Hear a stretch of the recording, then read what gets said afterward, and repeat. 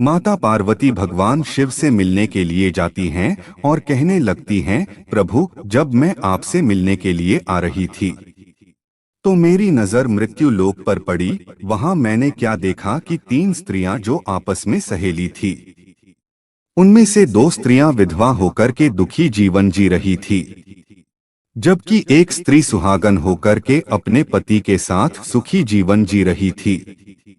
प्रभु, यह बात मेरी समझ में नहीं आई, इसलिए मेरे मन में तीन प्रश्न उठने लगे। अब मैं आपसे यह चाहती हूँ कि आप मेरे तीनों प्रश्नों के उत्तर देकर के मुझे संतुष्ट करने की कृपा करें।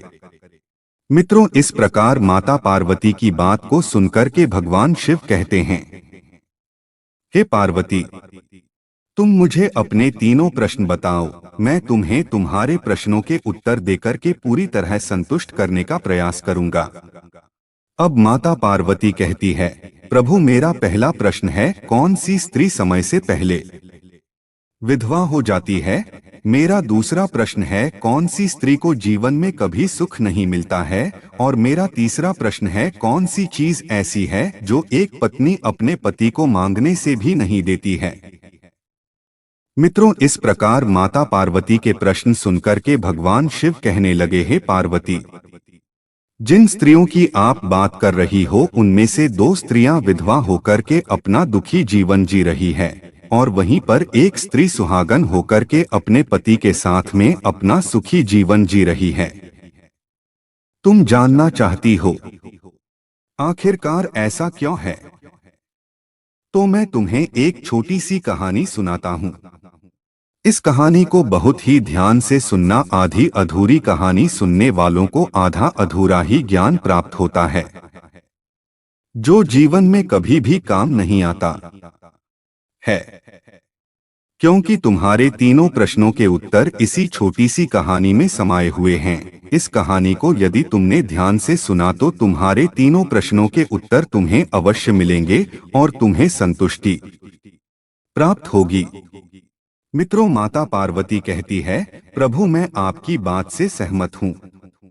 आप कहानी शुरू करो, मैं कहानी को पूरे मन से सुनूंगी जब तक आप कहानी बोलेंगे। मित्रों, कहानी के अंत तक बने रहे, क्योंकि आज की कहानी आपके लिए भी बहुत ही महत्वपूर्ण होने वाली है। भगवान शिव कहते हैं, हे पार्वती, सबसे पहले मैं उस स्त्री की कहानी सुनाता हूँ जो सुहागन बनकर के अपने पति के साथ सुखी जीवन जी रही है। वह सुहागन स्त्री जिसकी तुम बात कर रही हो, वह एक राजा के सैनिक की पत्नी है और जिस सैनिक की वह पत्नी है, उस सैनिक को अपनी पत्नी पर पूर्ण विश्वास और भरोसा है कि वह पतिव्रता है। एक दिन की बात है, उस राजा के सैनिक ने अपनी पत्नी की प्रशंसा इतनी की कि बात धीरे धीरे फैलते हुए राजा के दरबार तक पहुंच गई।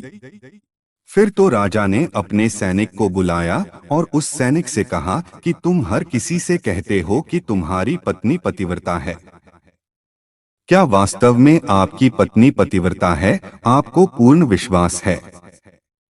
भगवान शिव कहते हैं, हे पार्वती, इस प्रकार राजा की बात सुनकर के सैनिक कहने लगा, महाराज, मुझे पूरा विश्वास है और पूरे से भी आगे का विश्वास है कि मेरी पत्नी पूरी तरह पतिव्रता है।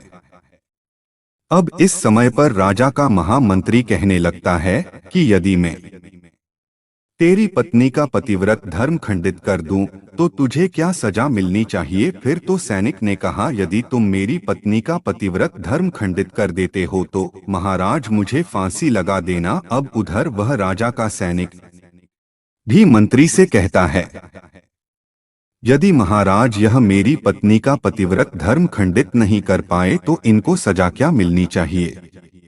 तो राजा ने कहा कि मंत्री को भी फांसी की सजा दी जाएगी। भगवान शिव कहते हैं, हे पार्वती, इस प्रकार मंत्री ने स्वीकार कर लिया और सैनिक से पूछा कि मैं ऐसी क्या वस्तु लाऊं जिससे तू माने कि मैं तेरी पत्नी का पतिव्रत धर्म खंडित करने में सफल हुआ हूं। तो सैनिक ने कहा, मंत्री, यदि तुम मेरे घर से जाकर के मेरे विवाह के समय पर मुझे जो एक पटका मिला था और एक कटार मिली थी, जो दूल्हे को देते हैं वह मेरी पत्नी ने बहुत ही संभाल कर रखी है।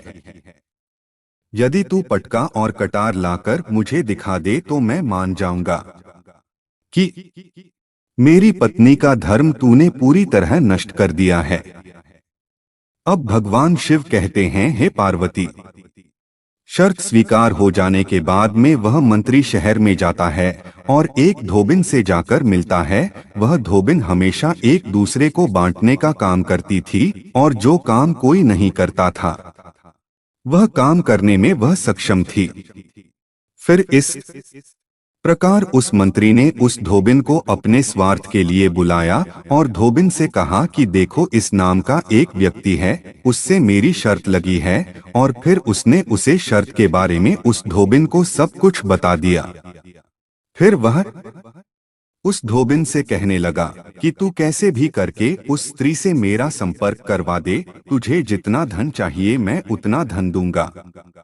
भगवान शिव कहते हैं, हे पार्वती, इस प्रकार मंत्री की बात सुनकर के धोबिन कहने लगी, भाई वह औरत पूरी तरह से पतिव्रता है, तेरी शक्ल धोखे से भी नहीं देखेगी और उनके परिवार के लोग भी खूंखार हैं, तेरी खाल उतार लेंगे। तो मंत्री कहने लगा, ठीक है, यदि तू मेरा उससे संपर्क नहीं करवा सकती है तो एक काम कर दे, उसके घर से जाकर के पटका और कटार चुरा कर ला दे और उसकी पत्नी के गुप्तांग के पास में यदि कोई चिन्ह हो तो वह चिन्ह भी मुझे देख कर के बता दे, फिर मैं तुझे मुंह मांगा इनाम दूंगा। भगवान शिव कहते हैं, हे पार्वती, यह बात धोबिन की समझ में आ गई। उसने कहा, ठीक है, मैं तुम्हारा काम अवश्य करूंगी। सैनिक शहर में रहता था। धोबिन सैनिक के घर जाती है, उसकी पत्नी से जाकर बोलती है, बेटी मैं तेरे पति की बुआ हूँ, मैं कई बरसों के बाद आई हूँ। फिर तो उस स्त्री ने कहा, आओ बुआ जी, मैंने आपको पहले कभी देखा नहीं इसलिए पहचान नहीं पाई। और इस प्रकार उस धोबिन को उस सैनिक की पतिव्रता स्त्री ने बहुत बड़ा सम्मान दिया, मगर उसे क्या मालूम था कि यह उसके साथ में छल करने आई है। अब भगवान शिव कहते हैं, हे पार्वती, इस प्रकार वह धोबिन उस पतिव्रता स्त्री के साथ में 2 दिन तक रुकी। जिस समय वह स्त्री स्नान करने लगी तो धोबिन उस पतिव्रता स्त्री की कमर मलने लगी। उस पतिव्रता स्त्री ने बहुत मना किया, फिर भी वह धोबिन नहीं मानी और कहने लगी, मुझे तू बेटी से भी प्यारी लगती हो तो मना मत करो। काफी दिनों के बाद में मेरी तुम्हारी मुलाकात पहली बार हुई है। अब ऐसा कहकर के वह धोबिन मुख पर हाथ फेरने लगी।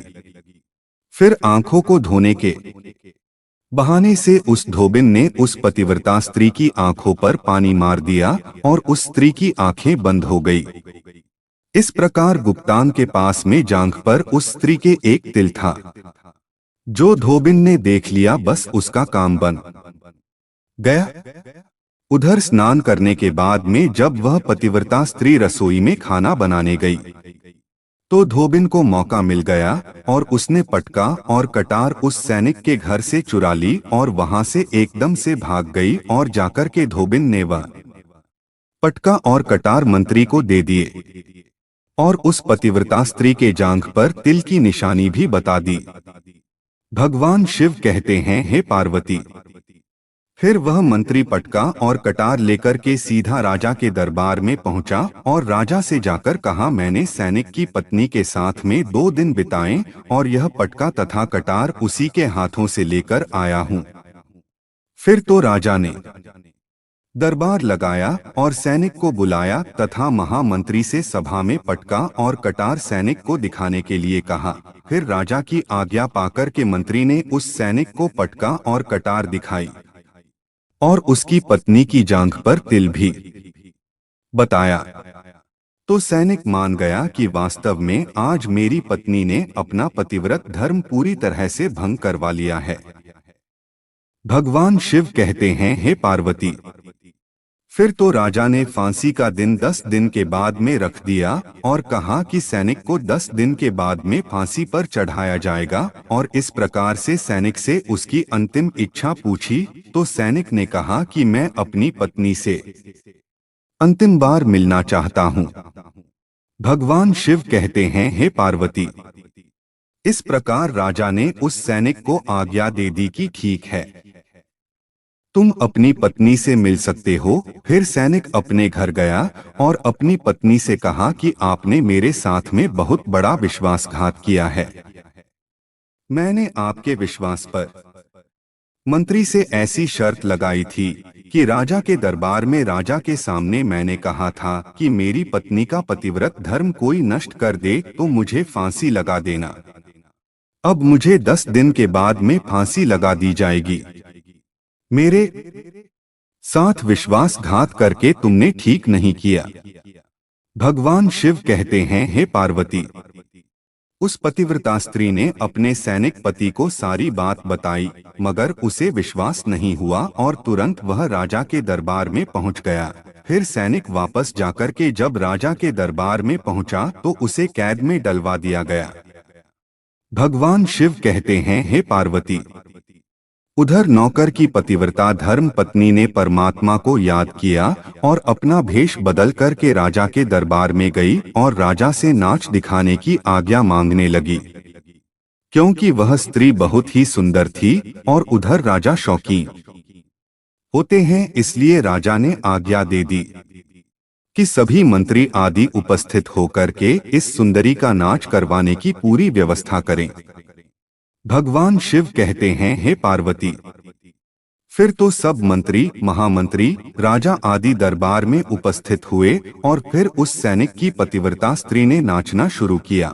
तो राजा को उस स्त्री का नाच बहुत ही सुंदर लगा और फिर राजा ने कहा, तुम मुझसे क्या मांगना चाहती हो? तुम जो भी मांगोगी मैं तुम्हें वही दूंगा। भगवान शिव कहते हैं, हे पार्वती। फिर उस सैनिक की पतिव्रता स्त्री ने कहा, महाराज, सभा में मेरा चोर है जिसने मेरे रुपए लिए थे मगर आज तक वापस नहीं दिए, उसे फांसी की सजा दे दीजिए। अब राजा ने कहा, ठीक है, बताओ मेरे दरबार में तुम्हारा चोर कौन है, उसका नाम क्या है, मैं उसको फांसी की सजा अवश्य दूंगा। भगवान शिव कहते हैं, हे पार्वती। फिर उस सैनिक की पतिव्रता स्त्री ने कहा, महाराज, आपका मंत्री मेरा चोर है, आप इनको फांसी की सजा अवश्य दें।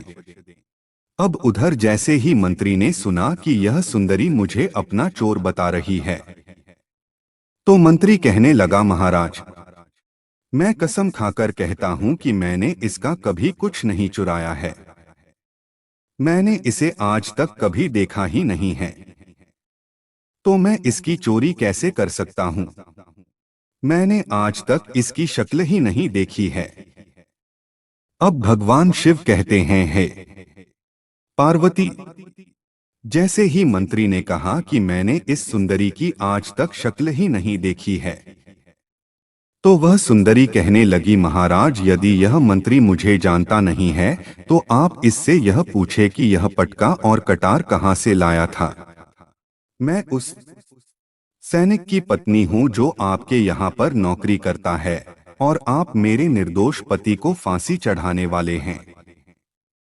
अब मैं आपको पूरी दास्तान सुनाती हूँ। यह जो आपका मंत्री है, इसने मेरे पास में अपनी एक धोबिन को भेज करके मेरी जांघ के तिल का पता लगाया और उसी ने यह पटका तथा कटार चुरा करके इसको ला करके दी। और आपके मंत्री के द्वारा भेजी गई धोबिन जब मेरे घर पर आई थी तो उसने मुझसे कहा था कि वह मेरे पति की बुआ है। वह पहली बार आई है, इसलिए मैं उसको पहचान नहीं सकी। और महाराज, इस प्रकार मैंने उस स्त्री को अपने यहाँ पर बहुत बड़ा सम्मान दिया और अपने यहाँ पर ठहरने की उसकी व्यवस्था की।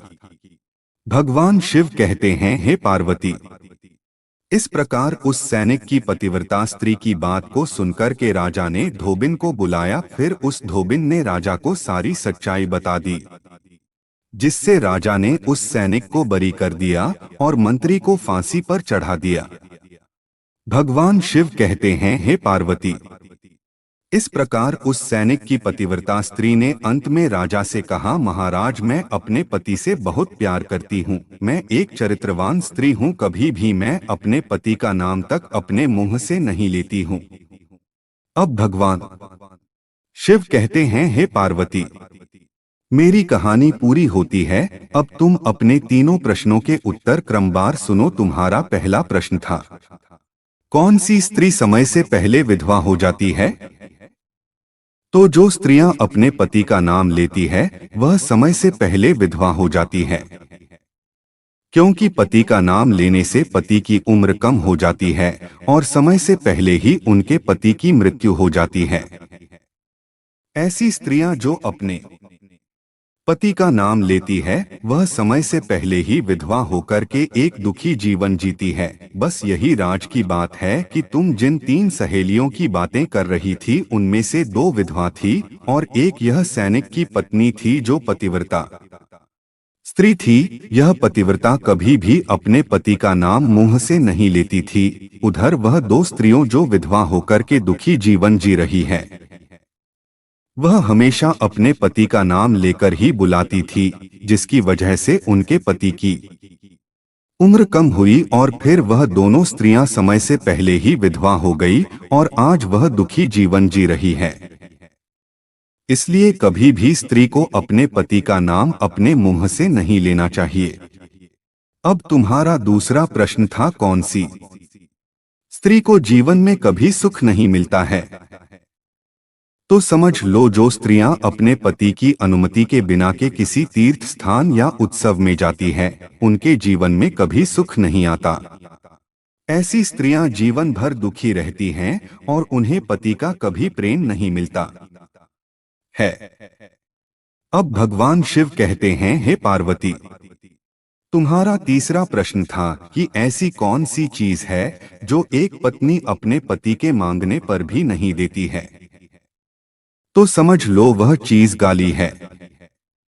एक चरित्रवान स्त्री कभी अपने पति को गाली नहीं दे सकती और जो स्त्री गाली देती है वह स्त्री कभी चरित्रवान नहीं होती और ऐसी स्त्री जीवन भर रोती है। उसके जीवन में कभी सुख की घड़ी नहीं आती और समय से पहले ही ऐसी स्त्री विधवा हो जाती है। मित्रों, इस प्रकार कहानी सुनने के बाद में माता पार्वती पूरी तरह से अपने तीनों प्रश्नों से संतुष्ट होकर कहती हैं, प्रभु, वास्तव में जो स्त्री चरित्रवान होती है वह कभी दुखी जीवन नहीं जीती है, क्योंकि ऐसे घर में लक्ष्मी का सदा वास होता है और वह घर धन धान्य से हमेशा भरा रहता है। ऐसी स्त्रियां हमेशा घर को स्वर्ग बना देती हैं। तो मित्रों, यदि आपको कहानी पसंद आई हो तो प्लीज आप हमारे चैनल को सब्सक्राइब करें और इस वीडियो को ज्यादा से ज्यादा शेयर करें।